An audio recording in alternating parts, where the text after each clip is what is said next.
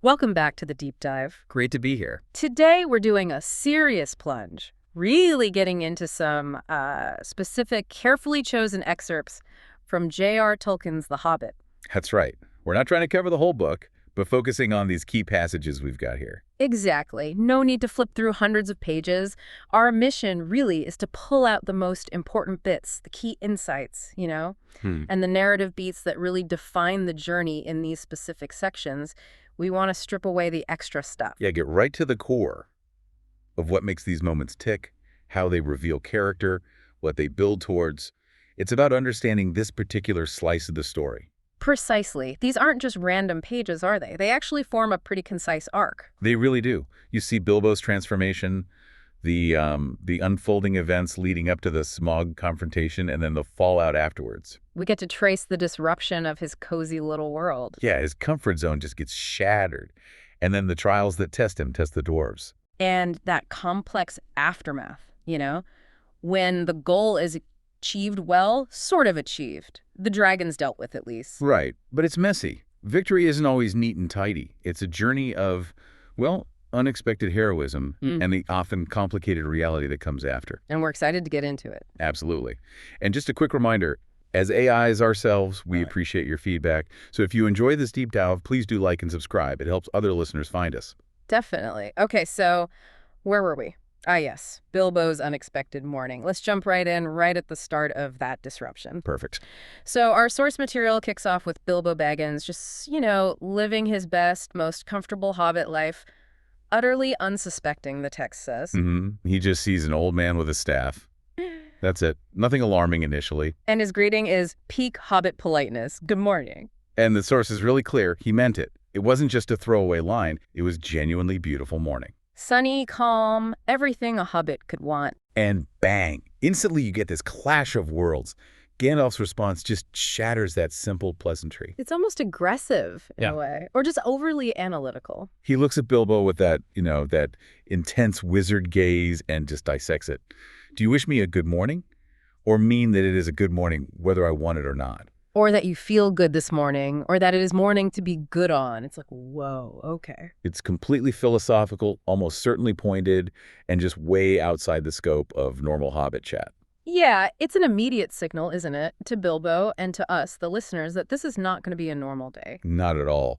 This simple exchange is like the first hairline crack in the cozy facade of Bag End. You just want to tell Gandalf, dude, just say good morning back. Right. But that complexity, that refusal to take things at face value, that's pure Gandalf. And Bilbo does know him. Or, knows of him anyway. The source lists all the famous deeds Bilbo starts recalling. It starts with something quite specific and quirky. Yeah. The wandering wizard that gave old Plass took a pair of magic diamond studs that fastened themselves and never came undone till ordered. Which tells you Gandalf isn't just about, grand, epic magic. He deals in practical things, too, maybe even a touch eccentric. And it goes way beyond magic cufflinks, right? Bilbo remembers him as the guy telling wonderful tales at parties. Exactly. Tales about dragons and goblins and giants and the rescue of princesses and the unexpected luck of widows' sons. That's crucial. It paints Gandalf as the connection, the doorway to that bigger, more dangerous, adventurous world outside the Shire. He's tied to heroes, mythical threats, things Bilbo only knows from stories, probably thought weren't even real. And the fireworks, you mentioned them earlier. Can't forget the fireworks. Bilbo remembers them being particularly excellent, and the description the source gives is beautiful. It is. They used to go up like great lilies and snapdragons and laburnums of fire and hang in the twilight all evening. See, that's not just noise and bangs. It's magic used for wonder, for beauty. It shows Gandalf has his capacity for displaying joy and spectacle, not just, disruption or serious business. It makes him more layered. So Bilbo's reaction, good gracious me, and his surprise that Gandalf is still in business. It's telling, isn't it? Like, he thought those figures from the wild old tales had just faded away or something. But then the narrator drops this key insight about Bilbo himself, right there. Says he wasn't quite so prosy as he liked to believe. And was very fond of flowers. It's an early hint, quite subtle, that the adventurous side, the tookish part he tries to keep down. It's still there, just under the surface of his respectable Baggins exterior. And that potential, that little hidden spark, seems to be exactly what Gandalf is looking for, what he taps into. Definitely. Bilbo also remembers Gandalf being responsible for so many quiet lads and lasses going off into the blue for mad adventures. The examples are great, everything from climbing trees to visiting elves or even sailing to other shores. And Bilbo catches himself, doesn't he? He sort of politely corrects his own thought, saying Gandalf used to upset things badly. Yeah, it establishes Gandalf as this deliberate agent of change, someone who pushes people out of their comfortable, predictable lives. Often for reasons they don't understand at first or maybe don't even like. And his visit to Bag End is the ultimate example of upsetting things badly. Bilbo goes inside, probably hoping Gandalf will just wander off. Trying to recover from that weird conversation. But when he comes back out with some food and drink, expecting maybe just the old man... The sound at the door has changed, escalated. Oh. Loud came a ring, and then another. It's not just one visitor anymore. First up, it's Balin and Dwalin. The source just says they were talking at the table like old friends. As a matter of fact, they were brothers. Just a nice little touch of background. Makes them feel more real immediately. Then, 2 more dwarves show up. The description is specific, both with blue hoods, silver belts, and yellow beards, and each of them carried a bag of tools and a spade. The tools and spade detail is small, but it's significant, right? It grounds their arrival in something practical, a working purpose, hints at the quest. What's really striking here is Bilbo's reaction, or, well, his lack of reaction. Yeah, the source says he was hardly surprised at all when they just hopped in. It shows how quickly the unexpected is just, becoming the new normal in his own home. His Hobbit sense of order is completely overwhelmed. Just by the sheer volume of dwarves turning up. And the description of that evening really sets the mood for the whole journey ahead. It does. The light fades, the dark came into the room, the firelight flickered. It was April, the source mentions. And the dwarves bring out instruments, music, then the singing starts. Described as the deep-throated singing of the dwarves in the deep places of their ancient homes. It's not just a tune. No, it's like an echo of their history, their connection to the earth, their longing for what they lost. And that fragment of the song we get, even without the music, it's incredibly powerful. Speaks of halls of old gold, silver, gems. It links their identity directly to that lost home, the lost treasure. And the narrator's comment about needing their music, that if it can be like their song without their music, it suggests this raw, emotional power, the depth of their performance. Yeah, this isn't just after-dinner entertainment. It's a declaration of purpose. It's a lament. It grounds the quest immediately in ancient history and deep cultural feeling. Okay, so let's dig into the core of what they're singing about. The quest itself, as it's revealed in these sources. The map is central. Right. And the secret door. Right. The runes on the map are quoted specifically. 5 feet high the door and 3 may walk abreast, say the runes. That detail isn't just flavor. No, it's critical information, tactical. And the source immediately connects this size to Smaug. Yeah, stating he could not creep into a hole that size, not even when young, and certainly not after devouring so many of the dwarves and men of Dale. Which tells us the door's hidden nature, its size, was deliberate, maybe designed by the dwarfs themselves, as a potential way in the dragon couldn't easily control. It seems likely.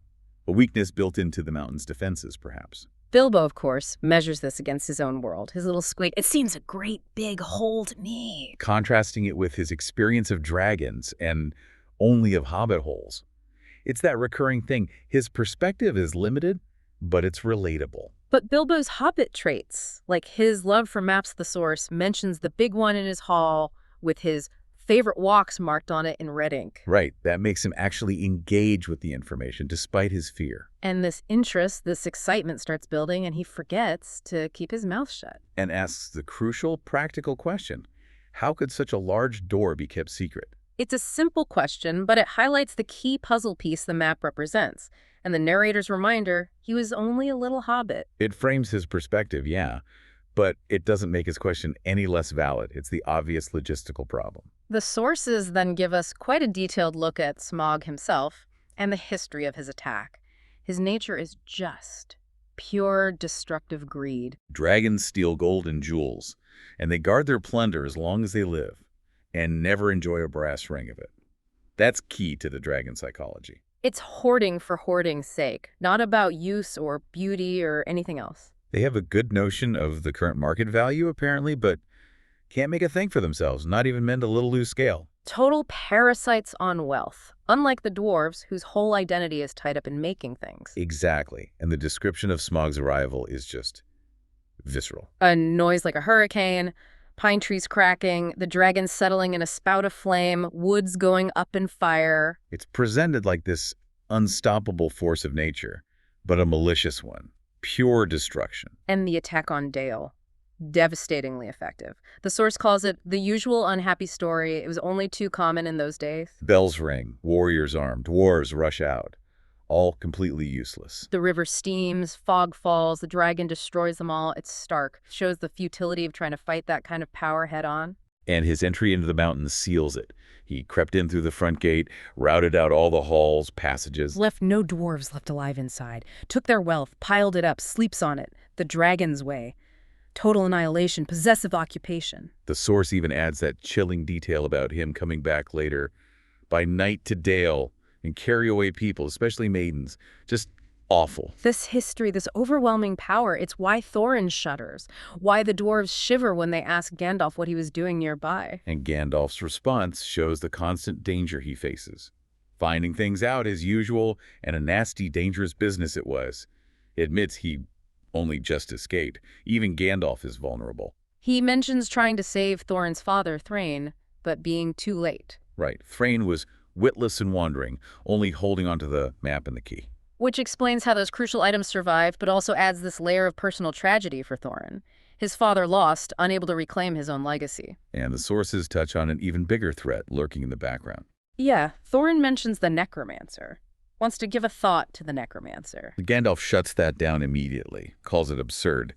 Says he's an enemy quite beyond the powers of all the dwarves put together. Redirects them firmly. The dragon and the mountain are more than big enough tasks for you. It's clever foreshadowing, really, world building. It establishes Smaug as the immediate, terrifying problem, but hints that there are darker, bigger things moving in the shadows that even Gandalf is deeply worried about. Puts the dragon quest in perspective, but also emphasizes just how huge this task is for the dwarves. And speaking of overwhelming, Bilbo actually having to leave. Oh, man. After that chaotic arrival, Bilbo tries so hard to get back to normal. Tells himself, don't be a fool, Bilbo Baggins. Thinking of dragons and all that outlandish nonsense at your age, he's trying to talk himself out of it. He goes through his routine, apron, fire, washing up, nice little breakfast, even a nice little second breakfast. Try and ground himself. But Gandalf just walks in. My dear fellow, whenever you're going to come, what about an early start? And here you are having breakfast at 10:30. The dwarves couldn't even wait. Left a message saying they were off. It perfectly captures how forced his departure is. He's literally pulled out of his routine mid-meal. The adventure isn't waiting for him to feel ready. It's happening to him. Highlights his reluctance, how totally his life is being upended. And the journey hits them immediately. Hard. The path into the mountains. Described so vividly, a hard path and a dangerous path, a crooked way and a lonely and a long. Looking back, Bilbo sees his own country of safe and comfortable things and just shivers. The weather's awful. Bitter cold. Wind came shrill. And the environment itself is hostile. Boulders galloping down, nights comfortless and chill. Plus that oppressive atmosphere. They did not dare to sing or talk too loud. Because the echoes were uncanny and the silence seemed to dislike being broken. It's isolating, unsettling, a total contrast to the Shire. This tough journey leads right into that sudden, terrifying goblin capture. The source describes it simply but chillingly. The crack closed with a snap, and Bilbo and the dwarves were on the wrong side of it. Gandalf vanishes in the chaos. They're plunged into deep, deep dark, such as only goblins can see through. Bilbo's worst fear realized. Yeah. Ripped from safety into darkness and danger. The goblin tunnels are a nightmare, crossed and tangled, but the goblins knew their way. And their behavior is brutal. Very rough, pinched unmercifully, laughing with those horrible stony voices. Bilbo's described as more unhappy even than when the troll had picked him up by his toes, just wishes again and again for his nice bright hobbit hole. It's the low point of his early journey. Pure misery, pure regret. And after he gets separated from the dwarves, which Gandalf later explains he facilitated with a flash of light, letting Bilbo slip away. He finds himself truly, utterly alone in that awful dark. He trotted splash into water. Ugh. Yeah. It was icy cold.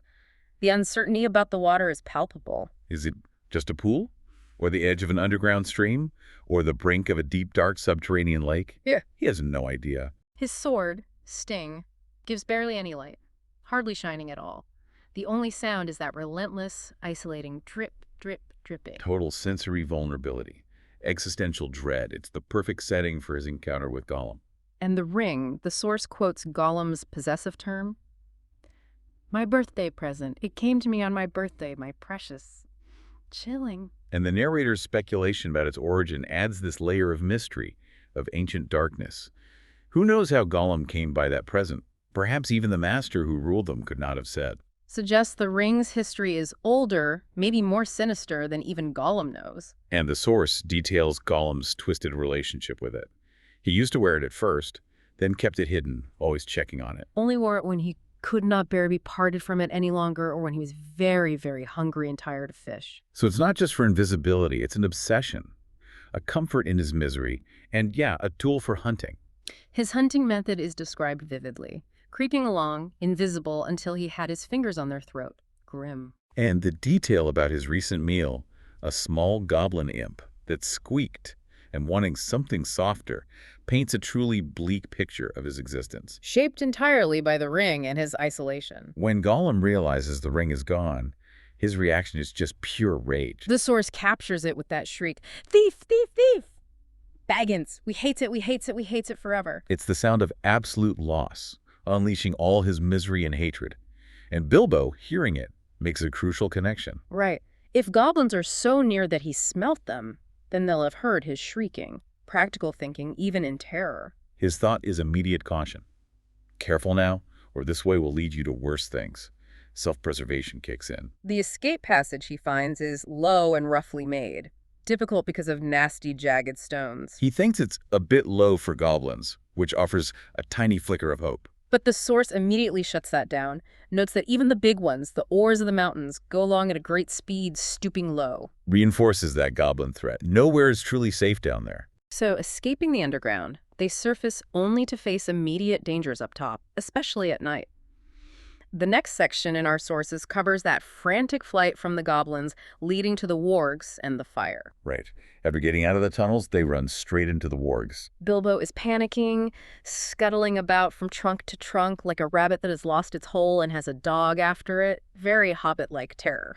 And the dwarfs' reactions, while stressed, are almost darkly funny in their frustration. Nori asks Dory, "You've left the burglar behind again." And Dory snaps back, "I can't be always carrying burglars. What do you think I am? A porter?" Shows that ongoing friction. But Thorin, despite the chaos, sees the immediate danger. He'll be eaten if we don't do something. Leadership kicking in. He quickly calls Dory back, tells him to be quick and give Mr. Baggins a hand up. Pragmatic. Bilbo's part of the company now, like it or not. Even Gandalf is described as being dreadfully afraid, feeling they were in a very bad place. This isn't just a minor skirmish. No, the wargs, especially allied with goblins, are a serious threat. It raises the stakes. Gandalf's defense is brilliant improvisation, gathering huge pine cones, setting them alight with bright blue fire. Hurling them at the wolves. One hits a wolf, its shaggy coat caught fire, making it yelp horribly. Others ignite in different colors. One in blue flames, one in red, another in green, bursting into colored sparks and smoke. It's like weaponized fireworks. And the effect on the chief wolf is chaos. Hit on the nose, leaps 10 feet, rushes around, biting even the other wolves. It's desperate, dazzling, disruptive, buys them just enough time. But that fire has consequences. The source notes the burning wolves had set it alight in several places. And it was dry conditions, high summer, little rain, dry undergrowth. The fire spreads fast. Trapping the ward guards in the trees, making them maddened and angry, howling, cursing eyes, red and fierce like the flames. And this spreading fire, while bad, actually sets the stage for the rescue. By the eagles. The Lord of the Eagles was filled with curiosity by the commotion, summons his birds. The narrator says, a very good thing too. Underscoring how necessary their arrival was, they were trapped. The rescue is swift, overwhelming. A howl of anger and surprise from the goblins as the eagles descend. Loud, cried the Lord of the Eagles, birds sweeping down like huge black shadows. Wolves yammering, goblins yelling, flinging spears in vain. Against the eagles, they're helpless. Wings smiting them, talons tearing at faces. Other eagles snatch the dwarves from the trees. Bilbo's relief is huge. It seemed that Bilbo was not going to be eaten after all. Simple, but profound relief. And the source reveals the connection. Gandalf and the Eagle Lord know each other, are on friendly terms. Because Gandalf had once rendered a service to the eagles and healed their lord from an arrow wound. explains the timely aid. And clarifies they weren't eagle prisoners, just prisoners rescued from the goblins only. As Bilbo hears Gandalf talking to the Eagle Lord, he finally realizes they're escaping the mountains really and truly. The immediate danger is over. For now, Gandalf's already planning the next step, which takes them towards Beorn. Right. Gandalf says they must find somebody at the Carrack, warns it won't be easy or safe. He does not come here often. It is no good waiting for him. In fact, it would be very dangerous. We must go and find him. Proactive, but risky. And right after that, Gandalf drops the bombshell. He intends to leave them after this meeting, if all goes well. The dwarves panic, naturally, beg him not to go, offer him dragon gold and silver and jewels. But Gandalf is firm, we shall see, and adds that little barb, I think I have earned already some of your dragon gold when you have got it. A reminder, the quest isn't done. The treasure isn't theirs yet, and his help has a price, even if it's just them succeeding. Gandalf introduces Beorn as a very great person, and his warning about managing Beorn's temper is serious. Stark, yeah. You must all be very polite. I shall introduce you slowly, 2 by 2. Careful not to annoy him, or heaven knows what will happen. He can be appalling when he is angry. Still, I warn you, he gets angry easily. Builds real tension around this meeting. Shows Gandalf knows how to handle these volatile, powerful figures. The landscape around Beorn's place starts with the edge of his bee pastures, and the bees themselves are huge. Bigger than hornets, drones bigger than your thumb, with bands like fiery gold. Immediately establishes Beorn's domain as natural, but larger than life. Like Beorn himself. Then tall and very ancient oaks, and a high thorn hedge through which you could neither see nor scramble. Old land deliberately guarded. Gandalf's plan for the introduction is pure stage management. Tells the dwarves to wait. Come, only in pairs, mind, about 5 minutes between each pair. Even notes Bomber is fattest. Come alone in the last. Practical detail, a little bit of humor. He takes only Bilbo initially, the frightened hobbit. Yeah. This staggered arrival is key. Prevents Beorn from being overwhelmed or feeling ambushed. Entering Beorn's house is a contrast. Through a dark door into a wide hall with a fireplace in the middle, even in summer. Dim light inside. But then they pass on to a sort of veranda, facing south, warm, filled with light of the westering sun, falling golden on the garden full of flowers. Striking image. A place of potential danger, the shapeshifter's home, but also warmth, light, cultivated beauty. Complex place, complex character. Beorn's reactions as Gandalf tells the somewhat embellished story are perfect. Impatient. Go on telling then. Interrupts with skeptical questions, like about the ponies. Troop of ponies, what were you, a traveling circus? Or do you always call 6 a troop?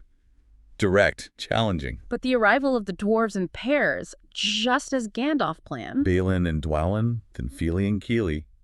It works. Beorn stops frowning, starts to chuckle. Calls them a fine comic one, my merry men. Their bowing and politeness disarms him.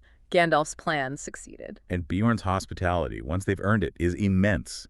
Supper, such as they had not had since they left the last homely house. Warm atmosphere, torches, firelight, 2 tall red beeswax candles, and Beorn tells tales. Tales of the wild lands, and especially of the dark and dangerous wood, the terrible forest of Mirkwood.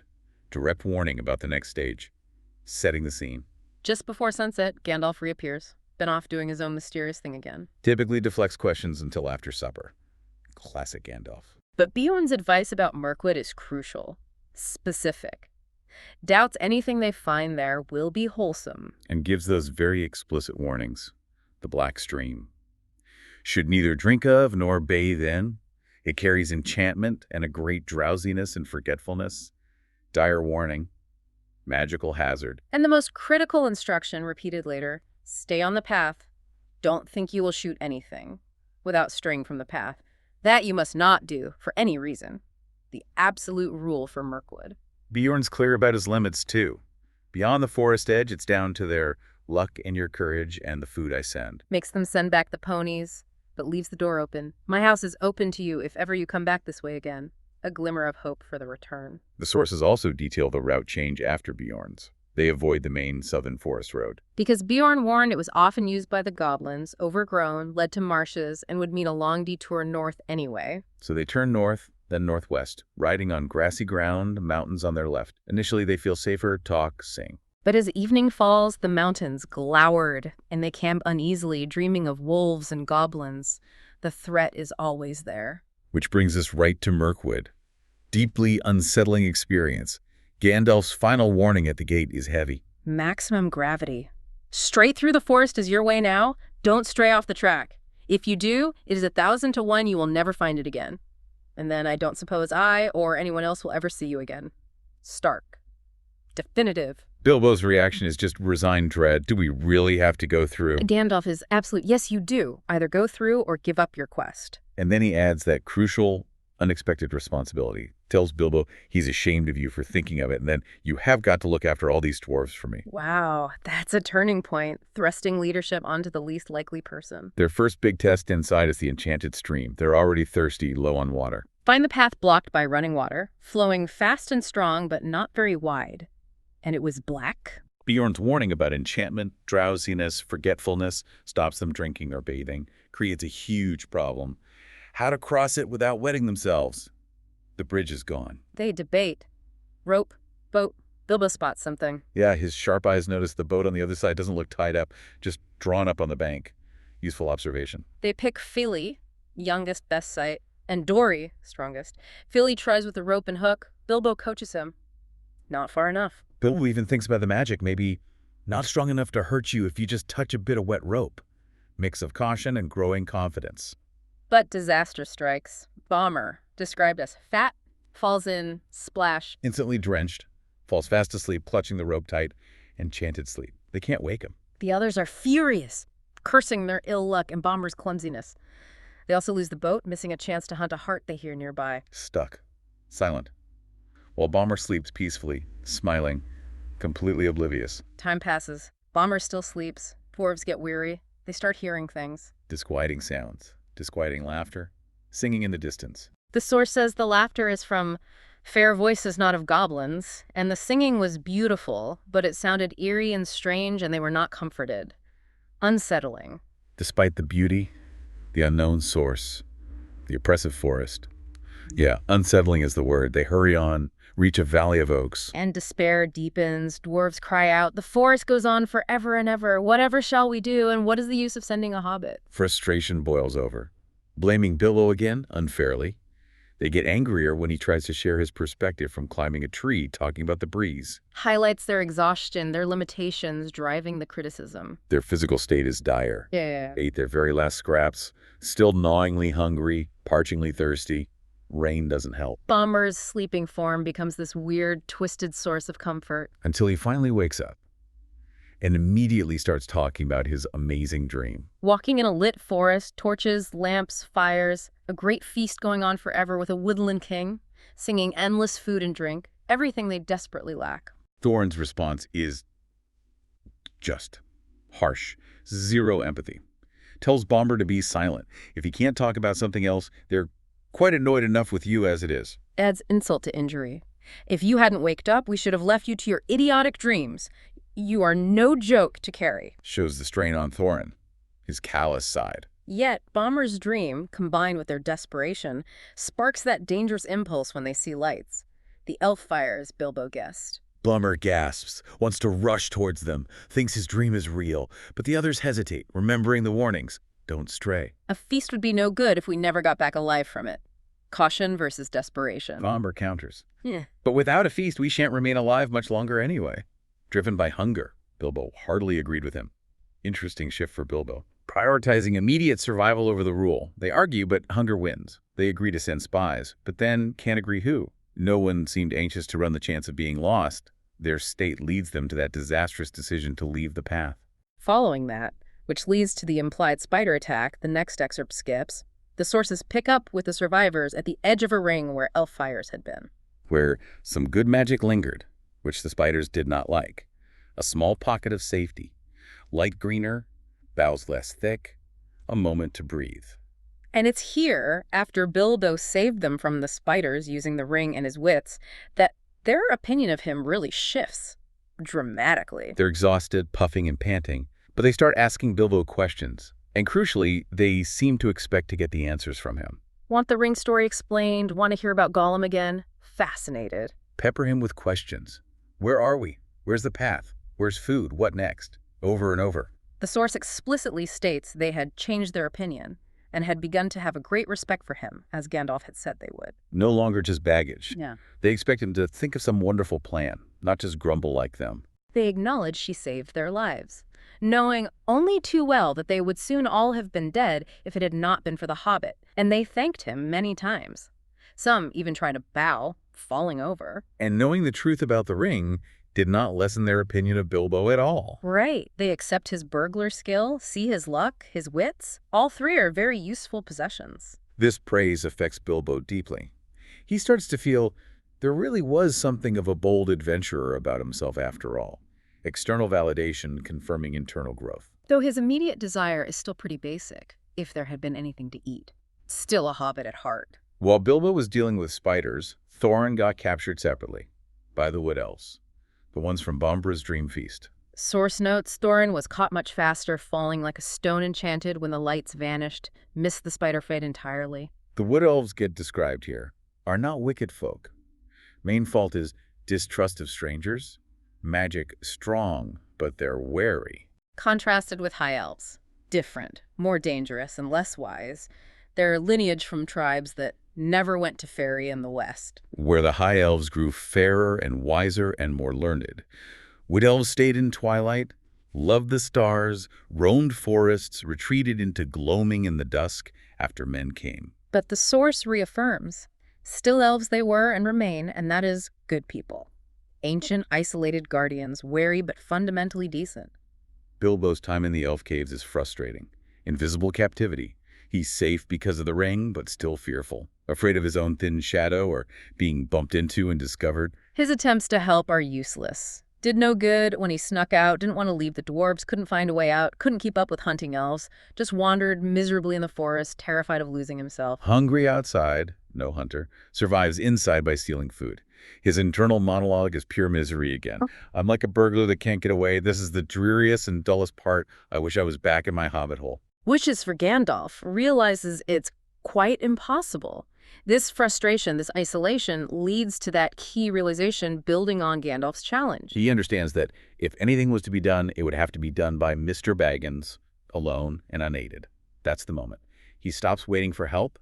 He accepts responsibility. And this sparks his desperate beginnings of a plan, focusing on the water gate he'd seen, born of desperation and his unique ability. The plan hinges on elven routines, elven weaknesses. Bilbo sees the guards bring dinner, then leave. Overhears the king's butler inviting the chief guard to taste the new wine. There's a feast that night. The chief guard is eager. I'll taste with you. It would not do to send up poor stuff. Bilbo is all in a flutter, for he saw that luck was with him and he had a chance. Follows him to a cellar, 2 large flagons. They drink, laugh merrily. The source notes it must be potent wine to make a wood elf drowsy. And emphasizes why. It was the heady vintage of the great gardens of Dorwinion, meant for the king's feasts, not for his soldiers or his servants, and definitely not for huge flagons. They drink deep. Soon, the chief guard nods off, fast asleep. The butler follows, snoring beside him. Opportunity knocks. In crept the hobbit. Quickly gets the keys off the sleeping guard. Notes the bunch seemed very heavy. Heart often in his mouth despite the ring, because the keys keep jingling. He trots off to the cells, frees the dwarves. Setting the stage for the barrel escape. The source describes the elves launching the barrels from the water gate. Mighty pushing of poles. Elves heaved and shoved. Barrels lashed together, creaked and fretted. The elves grumble. This is a heavy load. They float too deep. Some of these are never empty. If only they'd checked. Highlights how close they came to being caught. But the raftman is impatient. No time now, shove off. The barrels move slowly at first, then quicker and quicker, catching the stream, sailing away down towards the lake. Chaotic, undignified, but successful. And those barrels carry them downriver to Lake Town, Esgaroth. The source describes its unique setup. Not far from the mouth of the Forest River, built right out on the surface of the lake, protected by a rocky promontory. A great bridge made of wood connects to shore, a busy wooden town on huge piles made of forest trees. Men still dared to dwell here under the shadow of the distant Dragon Mountain. Ingenious, but precarious. Their economy, trade, come meet the great river from the south and was carted past the falls. But the source contrasts this with the great days of old. Lake Town was once wealthy and powerful. Fleets of boats, gold, warriors, wars, deeds, now only a legend. The rotting piles of a greater town still visible, a reminder of lost power. They preserve history in song, remembering old songs of the dwarf kings, Thror and Thrain, of Durin, and of the coming of the dragon and the fall of the lords of Dale. And that hopeful legend, Thror and Thrain would return, gold would flow, new song and laughter. But the source adds that dose of reality.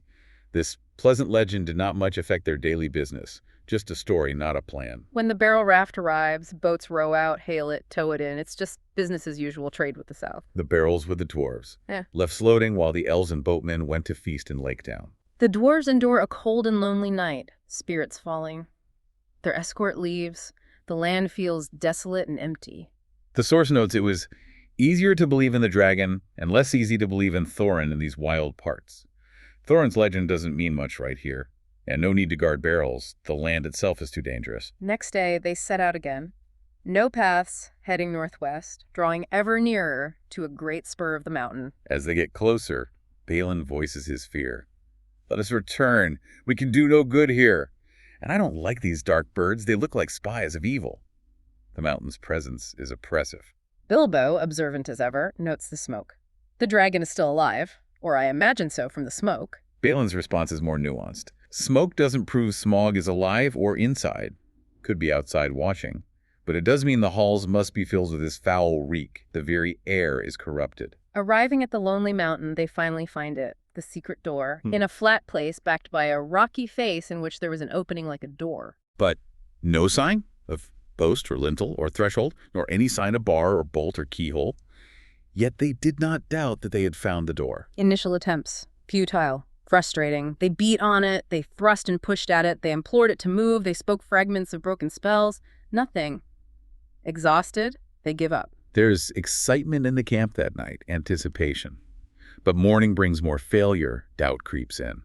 It takes until later. Until Bilbo has that sudden realization, remembers Elrond reading the moon letters. Stand by the gray stone when the thrush knocks. Yeah. And the setting sun with the last light of Durin's day will shine upon the keyhole. Durin's day, the timing is critical. Sun sets, hopes fade.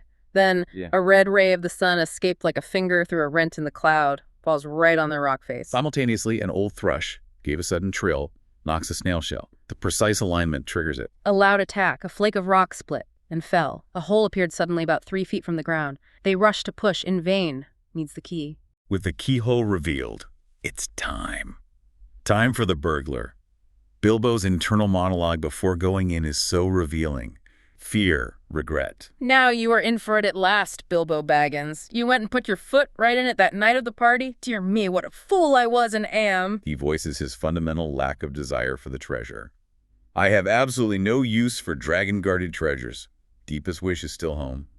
If only I could wake up. But he doesn't wake up. He goes on, feels warmth, sees a kind of a glow, a red light steadily getting redder and redder, becomes undoubtedly hot, wisps of vapor, sweating. A sound builds, a throb, then sort of bubbling, mixed with a rumble as of a gigantic tomcat purring, grows to the unmistakable googling noise of some vast animal snoring, heading straight for the dragon. Plunging into the hoard, Bilbo does his job, steals 1 cup. His first thought, validation. I've done it. This will show them. More like a grocer than a burglar indeed. Well, we'll hear no more of that.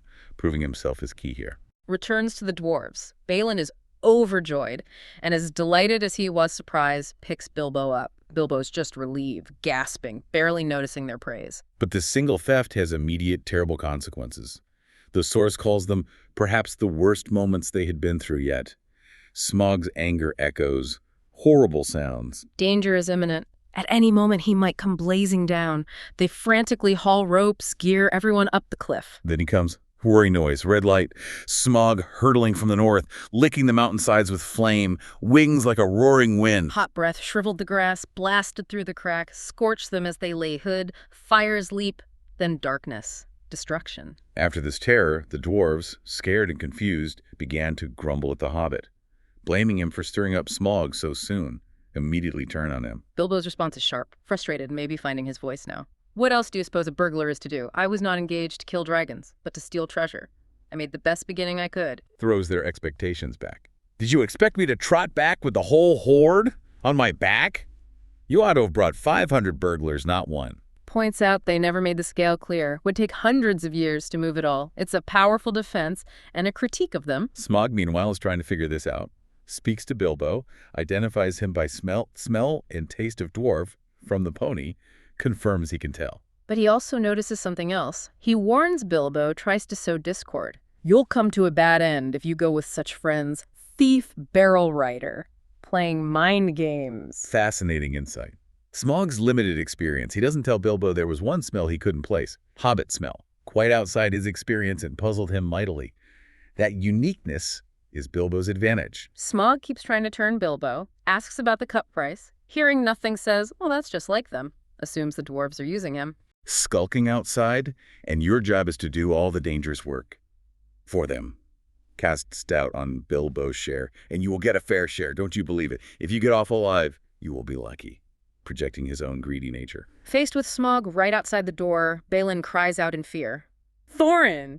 What next? What good has any armor ever been? This treasure is not yet won back. We are not looking for gold yet, but for a way of escape, and we have tempted luck too long. He's right. Accessing the hoard isn't winning it. They push their luck. Thorin agrees. You speak the truth. Let us go. I will guide you. They gather gear, pass through the gates, heading for the front entrance. But not without many a backward glance of longing, forced to abandon the treasure, temporarily, by the dragon's power. They strike west, leave the river, climb a steep path, reach a ridge with a wide view, near the main front gate. Okay, now chronologically following Smaug, we jump to the devastation in Lake Town. The source describes the initial reaction. Tremendous excitement and enthusiasm when they see the commotion from the mountain, still clinging to the legend. But Bard, the grim-voiced fellow, gives the urgent warning. The dragon is coming or I am a fool. Cut the bridges. To arms. Trumpets sound. Joy turns instantly to dread. They weren't totally unprepared, though. Water vessels, warriors armed, arrows ready, bridge cut. Smaug approaches terrifyingly fast. A spark of fire, growing huger and more bright. The attack is brutal. Fire from his jaws, circles high, lighting the lake red, trees like copper and like blood, swoops through arrows, reckless in his rage, just wants to burn the town. They try dousing roofs, flinging water, but it's not enough. Fire catches. A sweep of his tail demolishes the great house. Flames unquenchable sprang high. More swoops, more houses burn. Arrows are useless. No more effect on him than a fly from the marshes. Panic. Men jump into water, families huddle in boats, weapons dropped. Mourning and weeping where, but a little time ago, the old songs of mirth had been sung. Legends burn away. Then the climax of Smaug's story in these sources. His end. Stark. Final. Full on the town he fell. His last throw splintered it to sparks and gleeds. Lake surges in. A vast steam leaped up. A hiss, a gushing whirl, and then silence. The source is blunt. And that was the end of Smaug and Esgaroth, but not of Bard. Dragon dead. Town destroyed. In the aftermath, moon rises, wind scatters fog. Devastation revealed, survivors lamenting. But the source points out what they couldn't yet grasp. They had really much to be thankful for. 3/4 of the people escaped alive, land, resources undamaged, and the dragon was dead. The aftermath highlights leadership contrast. Bard recognizes the need. No time for angry words. There is work to do. I serve you still. I may think again of your words and go north. Then strides off to help organize camps, care for sick and wounded, practical aid first. The master, scowled at his back, stays put, thinks much, says little, unless it was to call loudly for men to bring him fire and food, self-interest even in shared misery. Suffering is immense. Illness, death from exposure, grief. Great hunger followed. Amidst this, talk turns quickly to the treasure. Bard finds talk running like fire, concerning the vast treasure that was now unguarded. Seen as recompense for all their harm, wealth over and despair to rebuild. This potential wealth cheered them greatly. Desperate hope. News reaches the Elven King. His first thought about Thorin. That will be the last we shall hear of Thorin. Grim resignation. But quickly shifts. Pragmatic, maybe opportunistic. It is an ill wind that blows no one any good. Remembers the Welf legend. Bard's messengers find him already marching, crows gathering, war awakening. But the Elven King is described as Lord of a good and kindly people, has pity on Bard's plea, compassion wins out. Redirects his march from the mountain towards the lake. Travels mostly by foot, slower, sends goods ahead. Elves are swift, arrive 5 days after Smaug's death. See, the devastation are welcomed. Men and master ready to make any bargain for the future for the Elven King's aid. Desperate. With Smaug dead, conflict shifts to the mountain. Over the hoard, sources bring us back to the dwarves.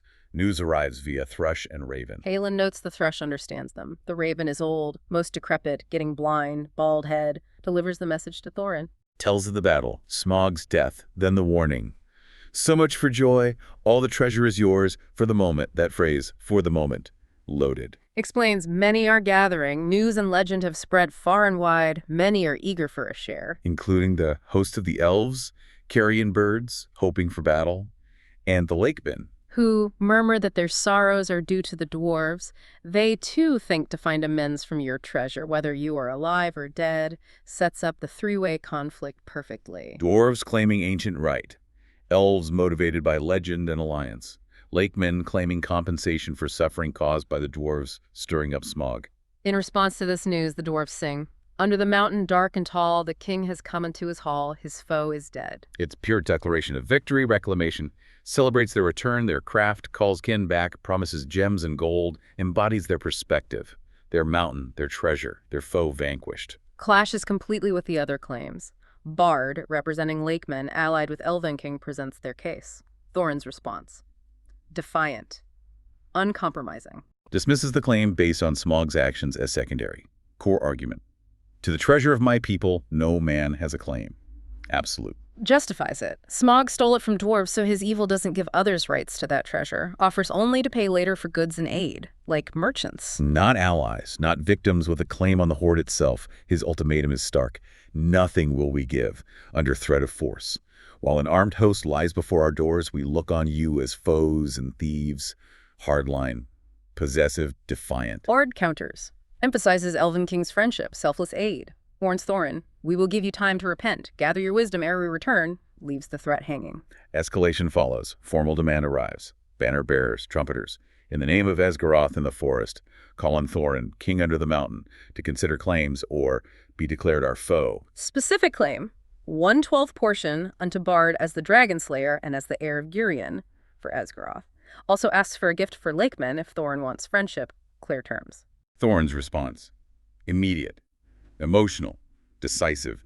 Seized a bow and shot an arrow at the speaker. It smote into his shield and stuck there quivering. That's it. Rejection of negotiation. Declaration of hostility. Conflict seems inevitable. And in this charged atmosphere, Bilbo makes his move, his boldest yet, acting alone and unaided, just as he realized he must. Set up. Bomber's on watch. Bilbo offers to take his turn. "Long since I watched. There is no sleep in me tonight." Yeah. Bomber, good fellow, agrees. Asks to be woken if anything happens. Bilbo waits.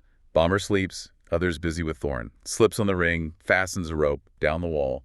Has about 5 hours. Dark, strange road. Climbs down towards the stream. Fording it is hard, shallow but already broad. He missed his footing, fell into the cold water, scrambles out, shivering and spluttering. Noise attracts elves with lanterns. Brought to the camp, soaking, shivering. Immediately makes his offer to Bard and the Elven King. "I have got something which I will stand against any claim. This is the Arkenstone." Presents the ultimate bargaining chip. They look with wonder and desire. The Elven King identifies it. The king's jewel, Thrain's chief treasure. Heart of the mountain, symbolic power. Asked how it's his to give, Bilbo is uncomfortable, but honest. It isn't exactly, but, well, I am willing to let it stand against all my claim. I may be a burglar, but I am an honest one, I hope, more or less. Accepts the title, redefines it. Declares his intent. Anyway, I'm going back now, and the dwarves can do what they like to me. I hope you will find it useful. Remarkable courage. Giving away his potential share for peace. Ready to face Thorin's wrath. The Elven King sees it, looks at Bilbo with a new wonder, says, "Bilbo Baggins, you are more worthy to wear the armor of the elves." High praise, recognizes his inner nobility. Bilbo gets an escort back, passes through the camp, encounters an old man wrapped in a dark cloak. Gandalf. Gandalf's praise is simple, meaningful. "Well done, Mr. Baggins," claps him on the back. "There's always more about you than anyone expects." Bilbo is really delighted by this validation, but no time for questions. Drop back on the wall, Thorin's fury erupts.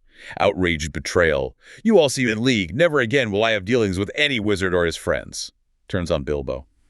Ultimate insult. "What have you to say, you descendant of rats?" Bilbo's response is calm, almost detached, but powerful.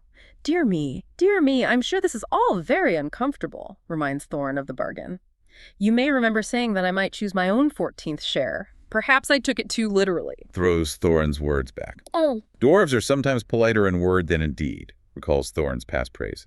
"The time was when you seemed to think that I had been of some service. Descendant of rats indeed." His final statement is a definitive break. Rejection of Thorin's madness. Is this all the service that I was promised, Thorin? Take it that I have disposed of my share as I wished and let it go at that. Uses his claim for peace, prioritizing justice over gain or loyalty to an unreasonable leader. Ultimate expression of his moral compass. With that immediate crisis resolved, at least for Bilbo, the sources shift to his journey home. Though the outcome at the mountain isn't detailed here, his trip back is different. Still through the wild encounters many other things, but crucially he was well-guided and well-guarded. The wizard was with him and Bjorn for much of the way, and he was never in great danger again. Secure journey home. They arrive back at Bjorn's by midwinter, stay for a warm and merry Yuletide feast. Men come from far and wide. The region around Bjorn's has changed dramatically. Goblins few and terrified, wargs vanished, men travel without fear. Bjorn's a great chief, rules a wide land. His descendants have his power.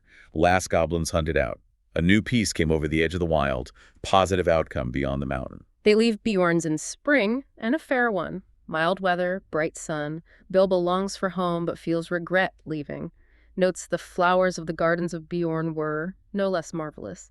Shows his expanded appreciation. Subtle transformation sign. They reach the very pass where the goblins had captured them before. Look back. See the outstretched lands, Mirkwood, blue and green.